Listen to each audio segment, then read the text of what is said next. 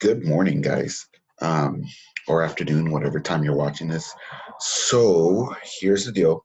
We're going to be working on week 3.1 graphing relationships. So from here, I don't know if you guys can see what I have here, what I'm sharing here. Uh, Whenever we have a graph, we have what we call an x-axis down here and what we call a y-axis, right? The x-axis and the y-axis are never going to change. The x-axis means that we're going to be doing from left to right. That means we read everything from left to right, and the y-axis, we read up, up and down, right? And each one is going to represent something different. So for this week's lesson, what we're going to want to do is you're going to want to, the objective is to try to read graphs and try to understand what they're representing, even when there's no numbers. So for example, here, we have what we would call a continuous graph, right? That means that all the values are connected. In this case, we have a line in the center right here, right? And it's going from the origin, that 0 down here, right? That's the origin, and it goes, we're reading it from left to right. So what we're reading here is, even though there's no numbers, there's a bunch of things we can learn from this graph. This graph, as time progresses to the right, from 0 hours to however many hours we end up with, the more time passes, the more water in gallons we end up using, the more gallons of water we end up using. All right, this graph, that's all it's saying. When there's a straight line like this, what that's saying is that this graph is saying that for we use the same amount of water for the same amount of time every time. So I know I said this doesn't have any numbers, but let's put some numbers for context, right? So let's say for 1 hour, we use, I don't know, 2 gallons of water. And then right, that would be this point. And then for 2 hours, right, we end up using 4. So as you can see, it goes at a pretty consistent rate. In other words, for every hour, right, of time, we end up using 2 gallons of water. This is what we call a constant rate. That means that no matter how many hours pass, we use the same amount of gallons of water. This is what we call continuous, because even though we have the times 1, 2, and 3, time is not interrupted. We have sections in here. This is 1.5 hours or an hour and 30 minutes. We would end up using 3 gallons, which is right in between, right? Even though we have some that work in here, that's really what we're doing, okay? So you're gonna be doing a version of this. In the next slide, I have some vocabulary words that I need you guys to take down. So, right, we're doing this now right here. I'm gonna give you a problem here, and then before we go into the vocabulary, and then we're gonna see what we can do. There is 3 hoses filled with different water barrels, right?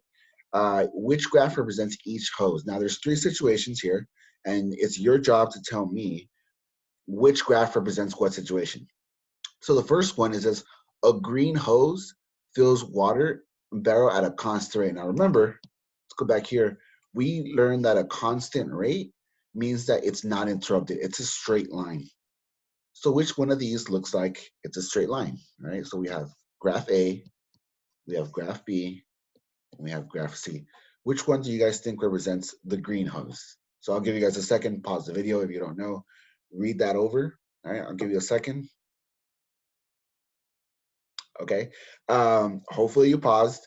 It's B, right? This one represents our green hose because it is a constant rate.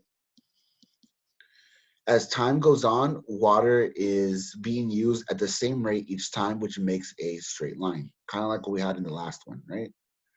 Even though there's no numbers here, I know this to be true because it's a straight line. That's what a straight line represents on a simple graph like this. Okay, So we know what the first one is. We know what the green one is.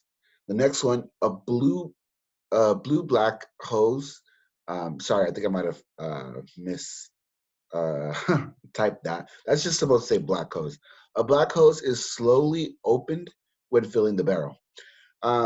This one's a little tricky. We have A and C, right? We have a graph that shows that something is going up, like the first one, A, it's slowly going up and then it goes up by a lot. And then we have graph C, where it starts off really fast and then it kind of levels out as time goes on, right?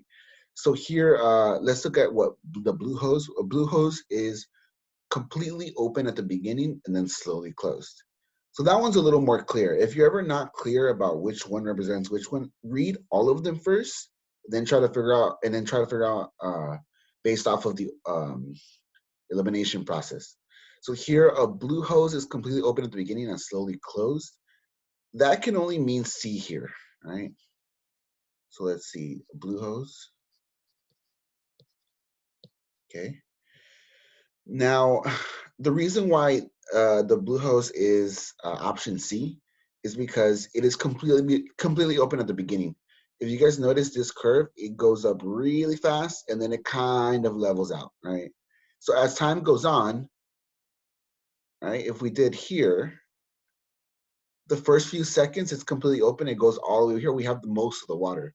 Then it's kind of being slowly closed off, right? Because the further we go off, it's not really going up by a lot more. This is different than this, right? So here, the blue hose, we're gonna say that this is the blue hose, which leaves only one option for the black hose, right? The black hose, which is slowly opened when filling the barrel. Now, the wording is a little weird here. What I need you guys to understand is that when they say slowly opened, that means that they're kind of opening a little bit, and then they keep going, they keep going, they keep going. So as you can see, it starts off very small, right? There's not a lot, and then as time goes on, it gets open more, and then more, right? There's a huge jump. For option C, there was a huge jump in the beginning. For option A, there was a huge jump at the end. This one is the black hose. Okay, so even though we don't have numbers on these, we know what the x-axis is. The x-axis in all of these graphs is time, right?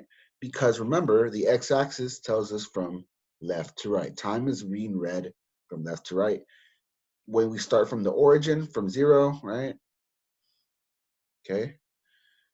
As time progresses, as time goes further, we're moving to the right. As far as water is concerned, water is our y-axis, right? And it's being read as up and down. The higher up you go on the x-axis, the more water you're using. And of course, the opposite is true as well. The lower you go on the y-axis, the less water you're using. Okay, so let's move on. Here's some vocabulary words that I want you guys to write down. So go ahead and pause the video and write down these vocabulary words. We have continuous. Continuous is a graph that is made up of connected lines or curves, and discrete graphs are graphs that are made up of distinct unconnected points. These are going to be important because you're going to have to identify what the continuous and discrete graphs are in your homework for this week. So here, your continuous graphs, as you can see, there is a difference between the two, right?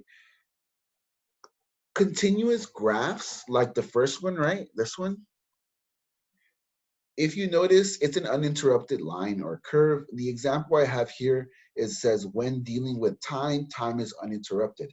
What I mean by uninterrupted is whenever we never really stop time is what I mean. As people, we can always like when we're checking our watch, when we're checking our phones, when we're checking whatever, time is constantly running. It never stops. So that's why we have to have a graph that represents that as time. The more time passes, the longer the graph becomes, right? So if these were minutes, right, and you only you wanted to see what happened in these, I don't know, 1, 2, 3, 4, 5, 6, 7 minutes, right? Your graph would be that.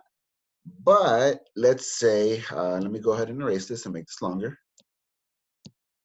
But let's say that you didn't want to do 7 minutes. You wanted to do further, 8, 9, 10, 11, 12. The graph would keep going, right? So continuous just means that all the dots, all the sections, right? So for example, from here to here are connected, right? There's not much difference between these, but there's a difference between there. They're all connected, all right? And they all have to do with each other. Like time is what happens, you can't have the second line without having the first one. So if that wasn't clear, I'm sorry about that. I'll get back to that. I realized that wasn't very clear. But let me go ahead and go over discrete first, right? So discrete in this case, we're dealing with points that are not connected. So for example, when you take a test, right, and the teacher is grading the test, you can only have one grade on a test. Let's say that we have a test, right? Let's say we have a quiz, and it was out of, I don't know, 10 points or whatever. When you get your test back, you're going to have a score between 1 and 10, but you can only have one of those scores, right? Let's say you score 7 out of 10, right? Or actually, let's make this fit our example. Hold on.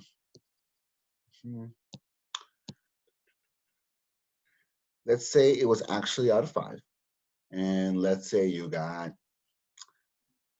were the only student who got 5 out of 5. You got a perfect score on this quiz, right? Well, that means you got an A. In this example, right? Whoops. Oh, man. I had something else in my mind right now. But why don't we go ahead and do this? Let's say you have a quiz and you were the one person who got 5 out of 5. So that means that you got an A, right? From an A, you got a score of 5. You are that one dot right there, right? But say the person next to you decided to get a 3 out of 5, right? 3 out of 5. They would get a B. Let's say that they got a B, right? So that person and your scores are actually not connected, right? Because each one is independent of another. What you get on your test doesn't help somebody else. It doesn't hurt somebody else either. You got what you got and they got what they got, right? So you can only get one of the scores, but they're all being grabbed. Let's say I wanted to find out as a teacher how many students scored a B in my class, right? So I might have done this graph wrong. I'm sorry if this is confusing. Give me a second and I'll fix this, right? Because I originally had something else in mind, right? Go ahead and do this. Do this.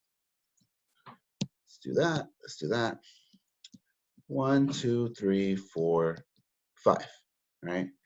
And let's say we wanted, these are the scores, right? Let's say these are our scores. And let's say I wanted to know the number of students who got these scores, right? So let's say I had 5 students, right? Let's see, 1, 2, 4, 5.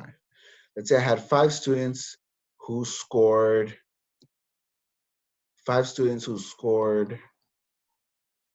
a 5 out of 5, right? The total is 5. So I have 5 students, right, who scored a 5 out of 5. So I go to 5, right, and 5, like that. Okay, I don't need those lines. I'm just drawing them there so you guys can see where they come from, right? If I have, let's say I had only one student, right?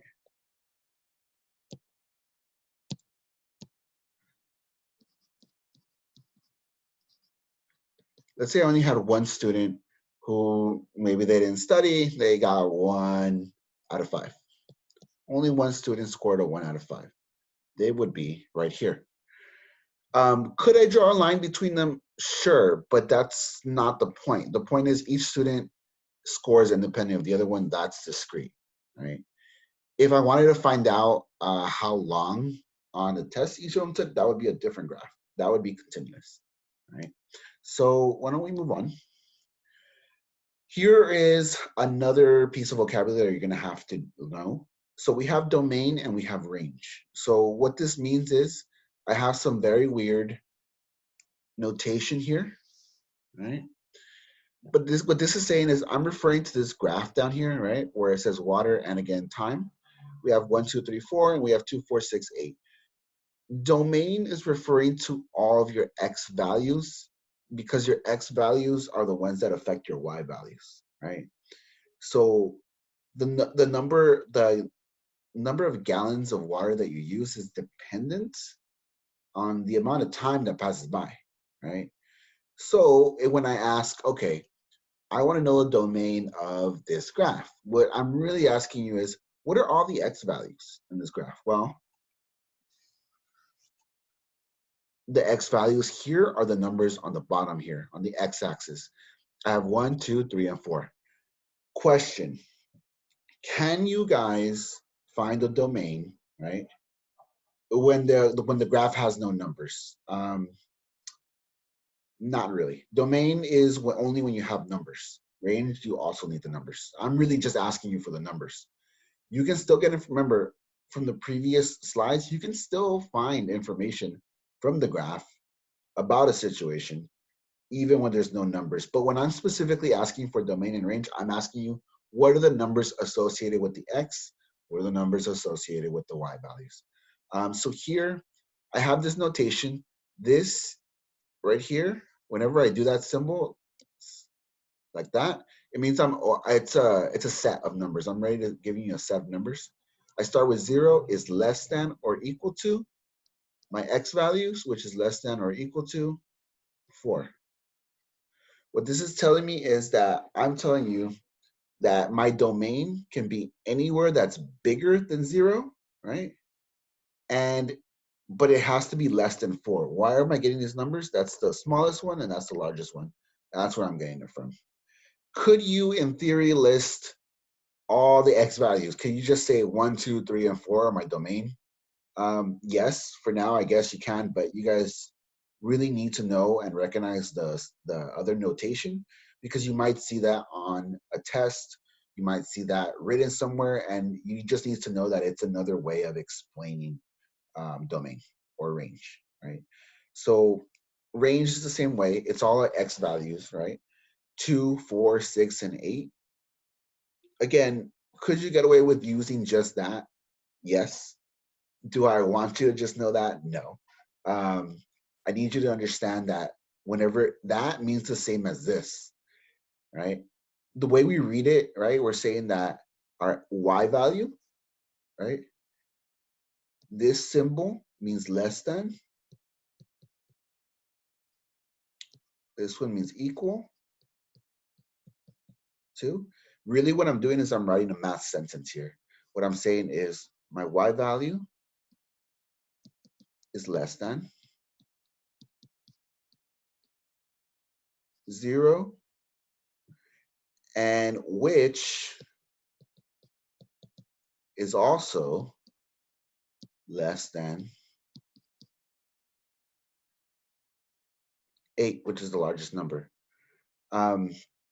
The actual way of saying it, by the way, I wrote it this way because I thought it might have been a little easier. But the actual way of reading the sentence is you start just from left to right. 0 is less than or equal to Y, which is less than or equal to 8. And that way, that is, by the way, 0 is origin, which is why I start with 0 on both of them. Even though the first line is 2, right, and 1, I start with 0 because 0 is also a part of graph in this case, right? So 0 is less than my range. Any of these numbers, right, are considered my range. And the biggest range I have is 8. So that's why 8 is at the end of that sentence. So I know that might be a little confusing. I'll post another video explaining more as based off of your comments on the Zoom meeting. So I'm gonna go ahead and end it here for now. Make sure that you guys do, let's see, under the homework and practice, this will be under the instructions, but I want you guys to try to do 1 through, I'm looking at it right now, 1 through 22. That might sound like a lot, but a lot of the questions are just asking you if they are continuous or discrete, or it might be asking you about whether or not you can tell me the domain and range, right? So your homework and practice,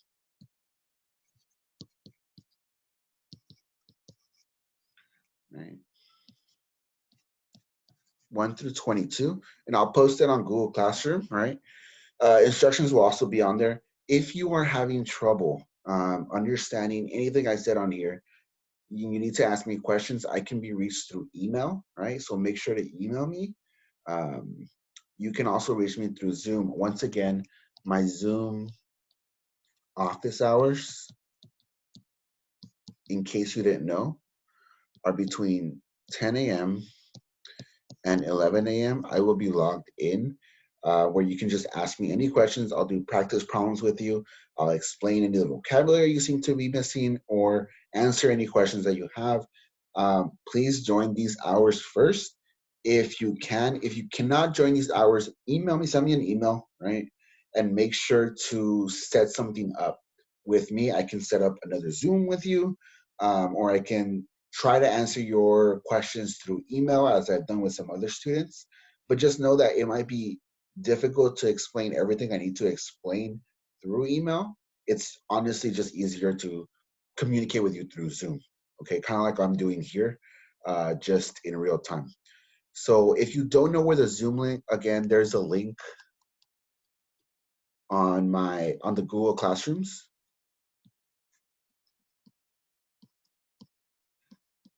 All you have to do is click the link on the top of the assignments, and then there'll be a password. It's in the description as well. Go ahead and click that, put in the password that I have, and you'll be able to join me during these times. Okay. Once again, let's set up something else. You are getting points if you check in through Zoom at least once a week. So make sure to do that. Even if you don't have any questions, just pop in. Let me know what you've done. If you're struggling, if you're having trouble, just check in once a week. Again, that's how we can check attendance. That's how we can figure out what's going on. That's also how I can figure out if you're going to be prepared or not for the test. It's already week 3. So in about 2 weeks, you're gonna have tests or quizzes or something are gonna come up and things are gonna get crazy. So please don't put it off. Thank you so much. I'm going to go ahead and post this Monday morning and good luck.